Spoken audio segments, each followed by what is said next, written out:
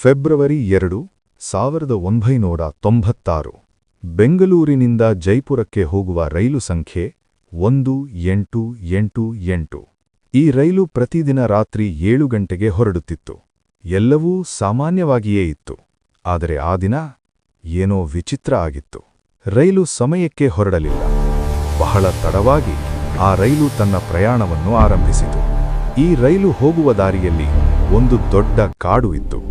ಆ ಕಾಡಿನ ಬಗ್ಗೆ ಜನರು ಒಂದು ಮಾತು ಹೇಳುತ್ತಿದ್ದರು.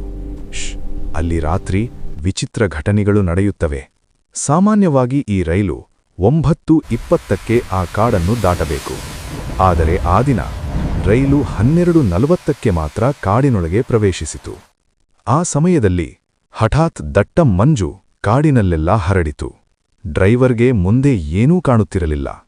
ರೈಲಿನೊಳಗೆ ಕುಳಿತಿದ್ದ ಪ್ರಯಾಣಿಕರು ಭಯಪಡುವುದನ್ನು ಆರಂಭಿಸಿದರು. ಅಷ್ಟರಲ್ಲಿ ಒಬ್ಬ ಪ್ರಯಾಣಿಕ ಕಿಟಕಿಯ ಹೊರಗೆ ನೋಡಿದ. ಅವನು ಅಚ್ಚರಿಯಿಂದ ಕೂಗಿದ, ಅಲ್ಲಿ ಯಾರೋ ನಿಂತಿದ್ದಾರೆ. ಆದರೆ ಆ ಕಾಡಿನ ಮಧ್ಯದಲ್ಲಿ ಮನುಷ್ಯರು ಇರಲು ಸಾಧ್ಯವೇ ಇರಲಿಲ್ಲ.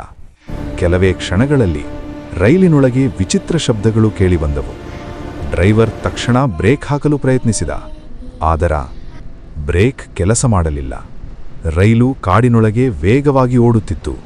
ಆ ನಂತರ ಏನಾಯಿತೋ ಯಾರಿಗೂ ಗೊತ್ತಿಲ್ಲ. ಏಕೆಂದರೆ ಆ 1818 ರೈಲು ಸಂಪೂರ್ಣವಾಗಿ ಕಾಣೆಯಾಗಿಬಿಟ್ಟಿತು. ಮುಂದಿನ ದಿನ ಜೈಪುರ ರೈಲು ತಲುಪಲಿಲ್ಲ. ಪೊಲೀಸರು ಮತ್ತು ರೈಲ್ವೆ ಅಧಿಕಾರಿಗಳು ಕಾಡಿನಲ್ಲೆಲ್ಲ ಹುಡುಕಾಟ ನಡೆಸಿದರು. ಹಳಿಯಿತ್ತು, ಆದರೆ ರೈಲು ಇರಲಿಲ್ಲ. 200 ಪ್ರಯಾಣಿಕರು, ಒಂದು ಸಂಪೂರ್ಣ ರೈಲು ಒಂದೇ ರಾತ್ರಿ ಕಾಣೆಯಾಗಿತ್ತು.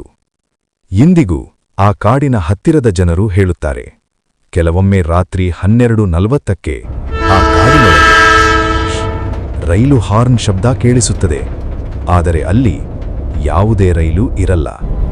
ಅದು 1818 ಜೈಪುರ ರೈಲು.